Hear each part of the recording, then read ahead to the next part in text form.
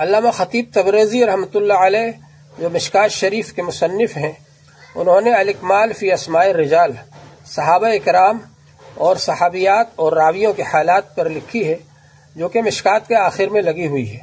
اس میں لکھا ہے کہ حضرت اسماء رضی اللہ تعالی عنہا کی وفات 100 سال کی عمر میں ہوئی، اور حضرت عائشہ رضی اللہ تعالی عنہا ان سے 10 سال چھوٹی تھیں۔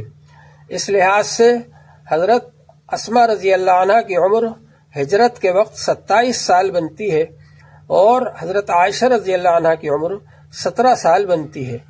یہ تحقیقی روایت ہے۔ ابن کثیر رحمۃ اللہ علیہ نے بھی البدایہ والنہایہ میں حضرت اسماء رضی اللہ عنہا کے حالات میں یہی لکھا ہے۔